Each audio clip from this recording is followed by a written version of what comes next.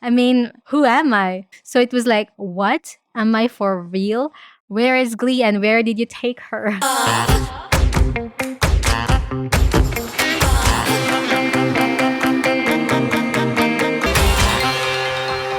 Hey there, Zesties. You're listening to the Gleeful Talkshow where we share zesty stories to cultivate the happiness and hero within and out. If you're new to this podcast, welcome. We talk about personal experiences, pop culture, and societal impacts. Please don't forget to follow and rate this podcast wherever you're listening right now or go to gleefultalkshow.com. Please follow me on Instagram, Facebook, Twitter, and YouTube. That's at Gleeful Talk Show. I also recently launched my blog, that's theambivertlife.com. If you're keen on following me outside of this podcast, I talk about beauty, wellness, and travels at the Ambivert Life. So, it's been a while. I've been off for a few weeks and just came back from vacation in Europe.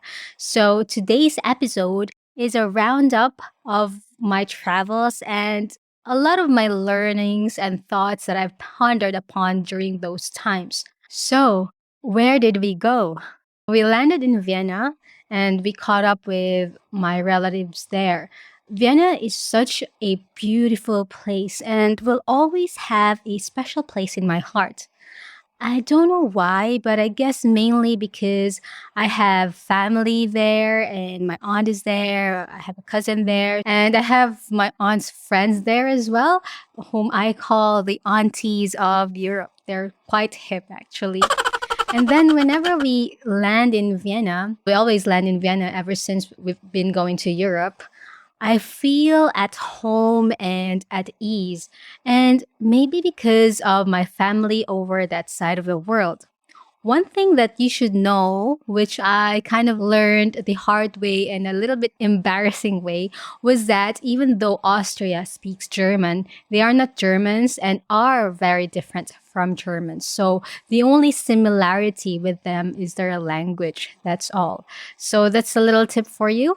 And then going to Vienna from Brisbane is a 24-hour flight. Really, it takes a day, I feel. That's 16 hours to Doha plus 2 hours connection, then 6 hours from Doha to Vienna. So that's a long way. And if you're traveling economy, so you better brace yourself up. And then that's why it's really challenging to fly to Europe from the land down under. And you know what? It was almost a full flight as well. I think it might have been a full flight. That's how people are traveling like crazy nowadays. And not to mention the shortage of flight crew and ground staff. So fewer flights are up there on the air right now, and also with the fuel because of the war, etc. So it's quite a challenging time in the airline industry, I feel, and then coupled with the people now really wanting to travel because of COVID. So it has a domino effect. So the airports were quite busy and was quite stressful traveling actually. And then we had to wear a face mask going to Europe. But spoiler alert, going back to Australia, you don't need a face mask. And I have been longing to go on a personal holiday since 2019. And that was the last time I was in Europe too. And some of you might know, life have been extremely rocky since the start of 2020 up until now, actually, with my parents' lives and health at risk. Although I've been out of Australia in 2020 and 2022 visiting family in the Philippines, it was not for fun and it was not a fun trip because it wasn't for leisure, but it was, visiting family because they were sick, etc. So those 3 years were maybe one of the hardest period in my life. So I badly needed a vacation. And I'm glad I was able to have one. Otherwise, I might go crazy. And as of this recording, I have arrived home for 2 weeks now, and I couldn't record in the first week that I arrived because my voice was totally not there, or maybe you couldn't even recognize me because, spoiler alert again, I got sick. So I would highly encourage you Zesties to go on vacation, even for 3 to 5 days at least. One day is too little, and may I remind you that traveling can improve your mental well being or does improve your mental well being. And not only does research show this, but anyone who have experienced taking a long break from their day to day life can definitely attest to this. But to what extent? I'll describe them as we go along. So, continuing from Vienna, we traveled by train to Hungary. So, I've been to Hungary, maybe that was my fourth time, but that was my first time traveling via train. So, that's the beauty of Europe, right? You can travel by train almost anywhere else in between countries. There is a silent area or silent cabin where you should be silent and not be on your phone, etc. And those types of cabins that are ideal for families with kids, as kids might be noisy. I like that there are designated areas for different things, and I wish that it could have been applied in the Philippines, but I don't know, applied in the jeepney or something.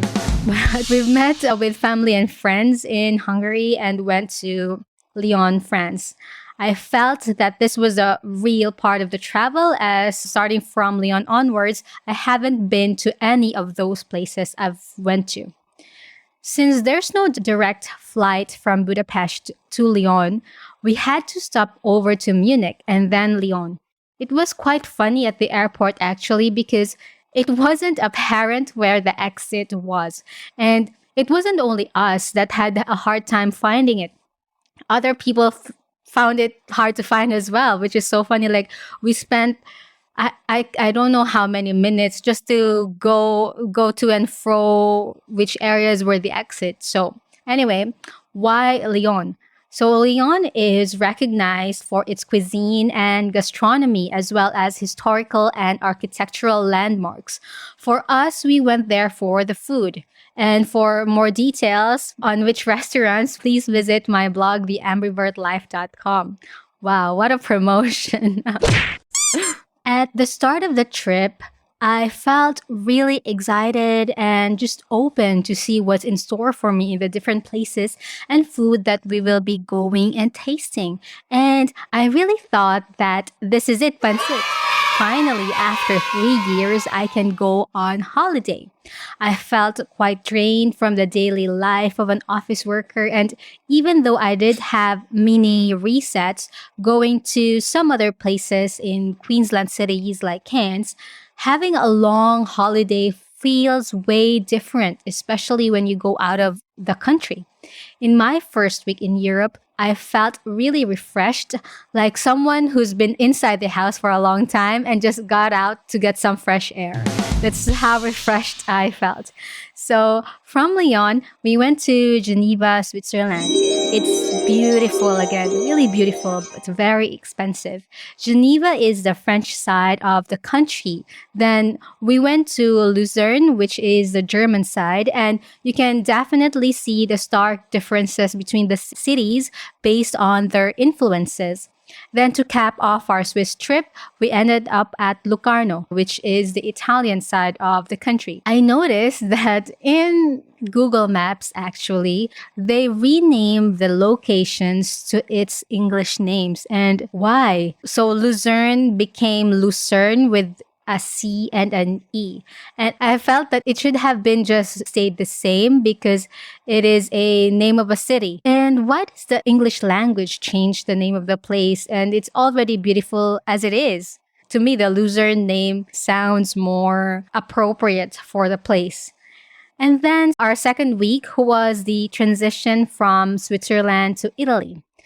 We went to a day spa at Lucerne, which has stunning, stunning views. And again, I'll be sharing the photos on my blog and Instagram if you're interested. And what I realized at that time was Switzerland is very lucky with its landscape.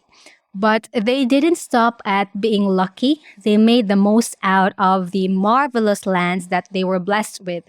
It was extremely stunning to the point that I said to myself, if heaven is a place on earth, then it's Switzerland. The pool was overlooking this marvelous landscape with snow-capped mountains, and the weather was cold outside, but the waters were lukewarm, making it very relaxing. I guess my Filipino body wasn't used to it, so I actually got sick after it. It's not COVID, guys, but just the weather and the situation we were in there. So after Luzerne, we went to Locarno, then Italy. First stop in Italy was Florence. Italy was actually the educational side of our trip. I like going to museums and marvel at the history and the art and those kinds of things. I know some people might find it very, very boring, but that's how I like it. And I always wondered how the people in the earlier days were able to carve out beautiful and huge structures like the David, as well as how they were able to build the Colosseum. So I had pondered a lot from place to place, and I wondered why my Filipino ancestors were not able to build such structures like museums. But I guess maybe they were colonized, then they hadn't had the chance to be great. So this is purely opinion, and I'm not a master of history, but these things make me wonder if history would have been different. Would racism be the other way around? So in Italy, where we booked a museum tour with a tour guide, the tour guide asked the group where we were from. So some were from America, from Singapore, from Canada, Lithuania, Brazil, and I didn't say anything because I don't know whether I should say Australia or Philippines. I feel that they would be surprised that I would say I'm from Australia and I didn't have the accent. And certainly I don't look like the typical Aussie, you see. So I faced that dilemma because if I would have to say that I'm from Australia, then I have to explain a story. So even in airports and planes too, like I had a lady sitting beside me when we were en route to Singapore to get to Australia. Man, that was one hell of a ride going home. And then she asked me where I was from. So in the end, I said that I live in Australia, but I'm originally from the Philippines. So then she talked about wanting to go to the Philippines and so on. And when I was traveling all around Europe, I was also chatting with my aunt in Vienna, who has lived there for more than 30 years. She usually calls family in the Philippines like every day. So in the train, she was called out by an Austrian lady who told her, quote, "I am not interested in your language, blah, blah, blah." And she told the lady why you didn't call out the others who were also chattering in the train. So as you see, racism is everywhere. And I know that it's going to be very hard to eliminate racism as it's already been in our subconscious from centuries old. But if we don't start calling out people for being racist, so we won't be a step closer to the day that there wouldn't be any racism. So moving on, we were traveling to different places, and although I was enjoying and felt really privileged to be able to do so, I realized that I missed home. Australia, my new home. Especially when I heard that story from my aunt. I used to think that maybe I chose the wrong country to settle in because I could have settled somewhere in Europe, even though it's a bit harder to achieve, but doable. Because Australia is so far away from the world, and I initially felt isolated and so far away from everyone. And also, our weather here is different from all other places in the northern hemisphere, which is most of the countries in the world are located in. And there is a stark contrast when I was in Dubai, which was the middle of everything. I can get any type of food at a reasonable price. But in Australia, it's different. The choices of food are not as diverse as in Dubai. So things like that. And not to mention the difference in medical processes where you have to book a GP first to get a referral to go to a specialist. Those were just some minor stops that I needed to get adjusted to, so nothing really major. But after this trip, I realized settling in Australia was the best decision. Although I had to adjust to the ways of living here, it was not as extreme. The people here are nice too, and same with any other place, there will be racists and rude people, but that's wherever you are in the world. It's not that I'm accepting racism, but that's just the reality, right? There are racists everywhere, and it's a millennium old way of thinking with ancestral origins. So I think it's difficult for humans to get rid of it completely, although I'm seeing progress. And of course, racism, like people always think that immigrants are making the place worse. But there are also different types of immigrants, right? So that's just my 2 cents. Oh, and by the way, whenever we travel, I just let my husband do the accounting and the finances. So he always ends up to be the one paying the food and the hotel. Well, optically. And then we use one travel bank card for that trip. So again, he always ends up being the person or the contact person who pays, but in reality, it's a shared one.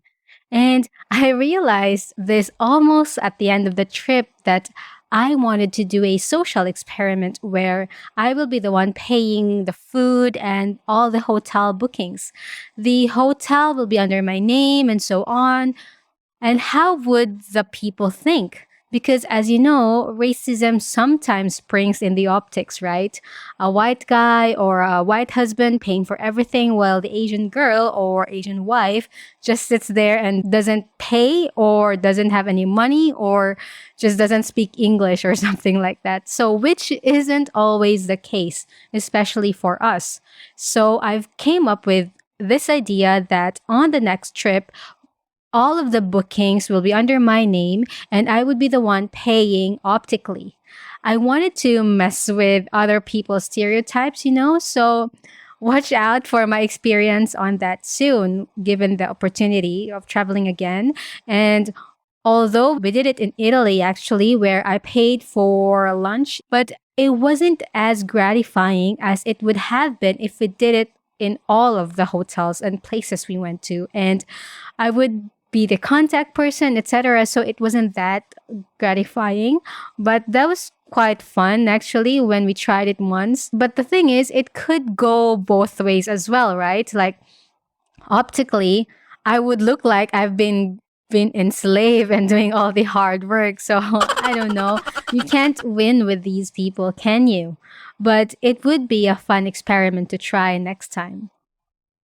The trip was so exhausting that I felt I needed a vacation from my vacation because I got sick in Italy and not COVID, of course, but because of that Switzerland escapade and weather, I got so tired and weary that I missed home. And another thing that I realized is that I didn't really seize the opportunities and bathe in the blessings that I had in my surroundings here in Australia because I was too engrossed with all the happenings in my family in the Philippines that I didn't take a closer look at my surroundings here.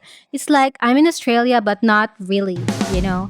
And imagine I've been doing that for 3 years. So, yeah, that was a profound realization. And after Italy, I was itching to go back home, but because of the unique circumstances that we had, we weren't able to get a direct flight, which was so frustrating. But I guess that's expected of that unique circumstance. To rub salt to the wound, anywhere in Europe, there wasn't a direct flight to Australia for the day that we planned to go.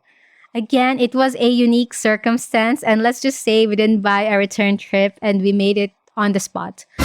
I know, stupid, but not really. It was just really a unique circumstance, which I can't really describe. But anyway, it was so challenging that from Rome, we had to go to Munich, stay for 5 hours, go to Singapore, stay for a day, and return to Brisbane through Sydney. The transition from Sydney was 2 hours only, and since we came from an international flight, we had to line up at the immigration, move our luggages from the international to the domestic side of the airport, and ride an airport bus, all in less than 2 hours. And not to mention that Australia has very strict biosecurity, so it's a good thing at least that we didn't go to any farm or something because you have to go to a different process for it. So if you remember the the Amber Heard case about the dogs that they went to Australia and etc. So, and then they've hidden the dog. So it's a really tight biosecurity here, and everyone should respect that. And since we came from an international flight, we had to line up at the immigration. That was extremely stressful. I felt we almost didn't make it in time because we actually had to run because the bus that's gonna take us from the international to the domestic side arrived quite late. Anyway, we arrived in Brisbane and basically we spent 3 days just to get home. I really felt the sigh of relief, home at last. And 2 weeks ago, I was itching to stay away from it.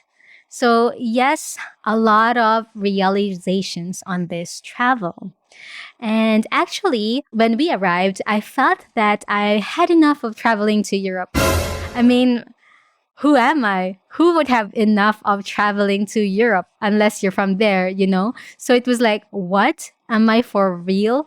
Where is Glee and where did you take her?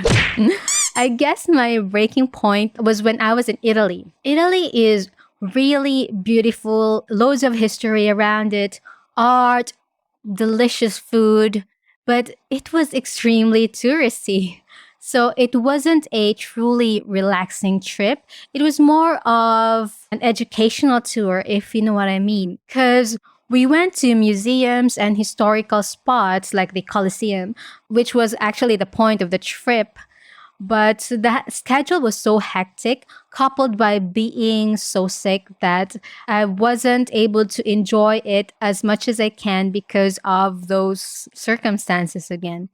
So it wasn't as enjoyable, albeit memorable. And I felt that I had enough of the old plumbing as well. Because, you know, in the Philippines, we only have one type of faucet, right? Because Europe has old plumbing, even though staying in decent hotels, they still use the two faucet thing, and the hot side you need to spin it counterclockwise, while the cold side you need to spin it, you know, with in the usual way, clockwise. And you know, the worst part was when we were in Luzern. So this was in Switzerland, and we stayed at a decent hotel. It was in the middle of the city, and we couldn't figure out how the faucet worked. I talked about the two type of faucets, but that faucet in the bathroom, because it's one faucet in the bathroom, now I remember. And then we were so used with the two faucet bathrooms that we couldn't figure out how to do the one faucet bathroom. Can you imagine that? And we went to the front office and they went up in our room and they couldn't even figure out how to do it. It was so frustrating. And on the last night that we were there, finally the cleaning lady was there and she just simply turned it on, like, oh, it works like the usual way. Like it's just so funny that it had to be like that. Yeah. I didn't have that muscle memory to do it that way. So it kind of annoyed me. I know it's like super petty, but I didn't have that annoyance in my three other trips before. But this time I've had enough of it. So yeah, that's that. But writing these episodes 2 weeks later from when I arrived, it actually subsided and I actually wanted to go back, but in a slower pace now. Another realization was that I mentioned earlier is I'm glad that I chose to live in Australia because of the reasons I mentioned. Before this travel, I don't really go out much. I mean, I go out on the weekends, discover different places with my husband, but on an everyday basis, I didn't really immerse in it. So after this travel, I made some changes in my routine and tried out different things as well. I used to not go out of the apartment after I arrived from work and don't go out before work as I felt it was so cumbersome. I'm that lazy. And then after this, I actually started rediscovering my neighborhood over again. I went out before work to try out a fitness class for free. I even signed up at the local gym to try out fitness classes and even went around to get chips at around 8 p.m. just because I was craving for it. Before, I would let the cravings die because I was too lazy to go out. So that trip really helped me look at my surroundings in a different light over again. I actually really liked my suburb, but I get so lazy to go outside most of the time. But now I seized that opportunity to immerse outside. So it's too cringy, right? Anyway, third realization is before arriving to the places you go, just really get to know the culture, especially in tipping, I guess. Because my husband is always really good at this, but I'm so bad at it. So I intend to do better next time. Because actually, here in Australia, it's really not common to give tips, although it's actually starting now. I don't know why, but it's not really common or not expected. So I was so attuned to not tip here that I forgot that in Europe, you have to tip. So when we were at a bar in Hungary, I just paid without a tip and only realized afterwards that I should have done so. It was quite embarrassing actually. I couldn't sleep that night. And the thing is, labor here in Australia is quite high and pretty decent. So people in the hospitality industry are still well paid in their own levels. There is an agreement called Enterprise Agreement, and according to the fairwork.gov.au website, an enterprise agreement is between one or more national system employers and their employees as specified in the agreement. Enterprise agreements are negotiated by the parties through collective bargaining in good faith, primarily at the enterprise level. So, under the Fair Work Act of 2009, an enterprise can mean any kind of business activity, project, or undertaking. So, most F&B attendants who are employed in a company, if not all, are part of that enterprise agreement and are in a union. So, the union would negotiate their pay for them through these collective bargaining sessions. Anyway, there's a whole bunch of labor laws here, which I truly appreciate, unlike in other countries. Fourth realization is, of course, work. I felt refreshed, as we always do, right? After ample time off.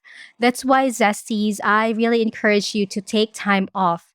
3 days is too short, so maybe a week or two would be an ample time. Go on vacation, even domestically, immerse in a different place. So when you come back to your own place, you'll see it in a different lens, a much more appreciative one, or maybe a lesser appreciative one. I don't know. But for my case, for sure, it was more of an appreciative one. For those who would realize that they should move to the place they visited, go for it. And most of the time, actually, you realize what you have after being away from it. Absence makes your heart grow fonder, as they say.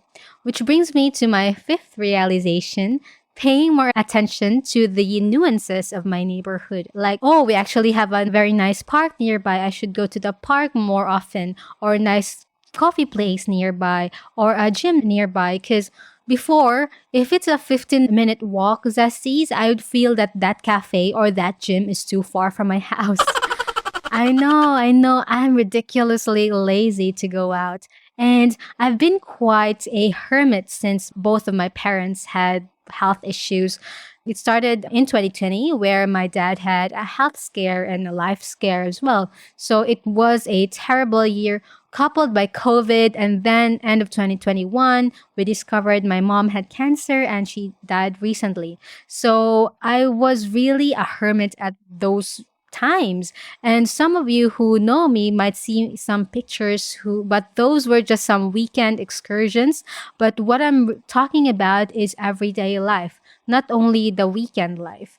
So my everyday life would just revolve around work and sometimes the TV shows that I watch as a means to escape.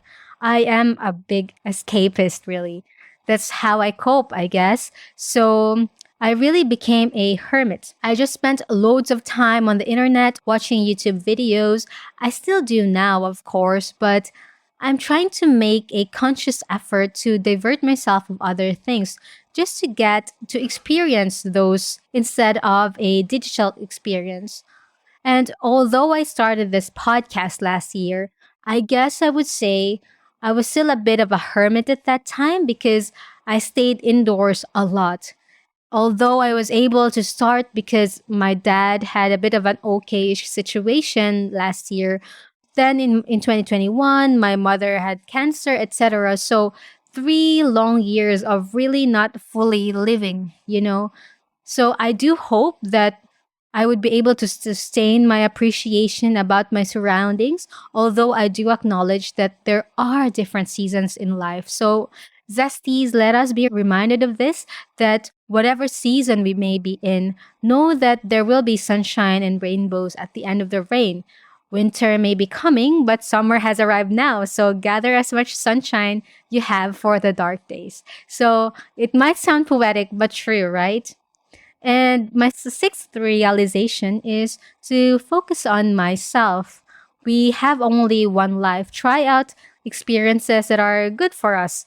If you'd like to take up a new hobby that you've been eyeing on for a while, try it now if your means allow it. If you wanted a house, save up for it now. Things like that. Very, very easy to say, but hard to do, of course, and it's quite cliche as well. But that's why it's cliche, right? Because it usually works. I've been too focused on my problems that I didn't see the joy in other things, the nuances of everyday life. So, how about you, Zesties? Where is your focus right now? You might want to look at other things around you, or maybe yourself, or maybe other aspects of your life. The seventh realization is that there isn't really enough time in the world, so we need to make time for what matters. Again, cliche, right? There's a saying that goes, you're not actually busy, you're just not making time, which again is quite true. But since time is limited, you would have to apportion it accordingly to priority. This is the thing that I realized during the travel, but something that's still pretty hard to do. So, again, another conscious effort to do it, which is fine. As long as we keep doing it consistently, the effort will be less and less, I guess. So, speaking of which, that's why I realized I watch too much TV. I spend a lot of my time with it, and I always think that watching TV is so much relaxing for me. It really is, though, but to a certain point. So I need to make a conscious effort to stop and maybe sleep early, watch a little less of YouTube, and also it's a lot of effort, but that effort will be worth it over time. The eighth realization is that take different types of vacation.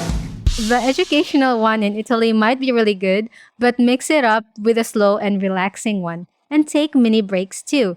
Ever since I left the Philippines, I never had a monthly or quarterly massage ever. I mean, it's quite expensive here, but I realized that I should do that from time to time. Something that could make me really refreshed after a hard week or a hard month. So I'm not there yet, but this is something I really realized. So it shouldn't be only TV that should relax me all the time. But of course, things like massages would cost me. So maybe a good bushwalk would do, I guess. But actually, now in Australia, there's La Nina, so it's quite rainy and cloudy. But I'm trying to think now of ways to take mini breaks that doesn't consist of watching TV. Overall, I think that the trip, albeit a challenging and hectic one, was what I actually needed in order to realize the things that I miss to see in my life right now. I would encourage you, Zesties, to do the same too. If a domestic or international travel might not be doable for you right now, maybe go on a staycation. Or if not possible to book a hotel, change up your routine a little bit. Go for a massage. Try out the gym for free, perhaps. The trial period, just try it. Because actually, just now, I got the courage to really try out the gym nearby. I have been eyeing on it for more than a year or so when they first set it up, and I thought that it was too expensive, blah, blah, blah. But I realized that I should try it now and see whether I like it or not. And at least I have tried something new. Nothing too grand, but nuanced. Nuanced enough for me to really experience the daily life out there. So, yeah, how about you, Zesties? What were the things you realized during your travels? Share your thoughts on our Instagram, that's at Gleeful Talkshow, or send me a note to gleefultalkshow@gmail.com. Please don't forget to visit theambivertlife.com if you'd like to see more photos of the travels. I hope this episode resonated with you, and if you'd like to suggest a topic, please do reach out. Stay tuned next week.